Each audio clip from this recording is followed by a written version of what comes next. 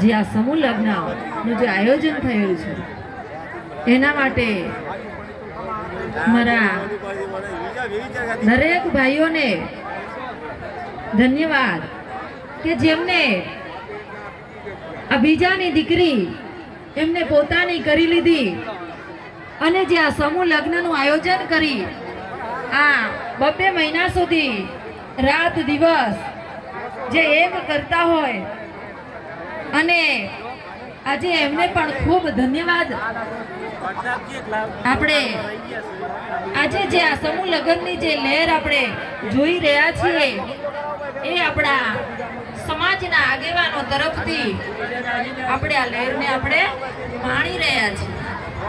આવા જો આગેવાનો જો આગળ થઈને આવા સમૂહ લગ્ન ન કરે તો આપણે એક ક્ષત્રિય સમાજ છે। આ ક્ષત્રિય સમાજને આપણે એક થઈને આપણે આ સમૂહ લગ્નનો આ 19મો જે આ સમૂહ લગ્ન મહોત્સવ આજે આપણે યોજાઈ રહ્યો છે અને આગળ પણ આપણે આવા સમૂહ લગ્ન કરવાના છે। એના માટે આપણે બધાને આ ક્ષત્રિય સમાજને આપણે એક જૂથ થવું પડશે, ત્યારે આપણે આ દીકરીઓની આ દરેકને વ્યવસ્થા આપણે જાળવી શકીશું કે આ સમૂહ લગ્ન આપણે એક દીકરીના લગ્ન કરવા હોય અને એટલી તકલીફ પડતી હોય એની સામે આજે આટલી દીકરીઓને જો સમૂહ લગ્ન યોજાવો હોય એના માટે રાત દિવસ એક કરવો પડે છે। એટલે આ બધા જે આગેવાનો છે એમને મારા તરફથી ખૂબ ખૂબ ધન્યવાદ। અને કહેવાય છે કે જનની જણજો કા ભગત કા દાતા કા શૂર, નહીતર રેજે માં વાંજણી તારું મત ગુમાવીશ નૂર।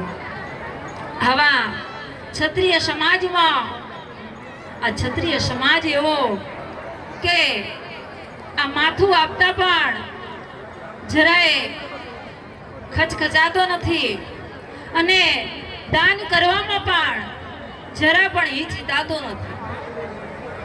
એટલે મને જે આજે મોકો મળ્યો છે તમારા સમક્ષ મને 2 વાત કહેવાની, એટલે તમારા બધાનો આભાર માનું છું।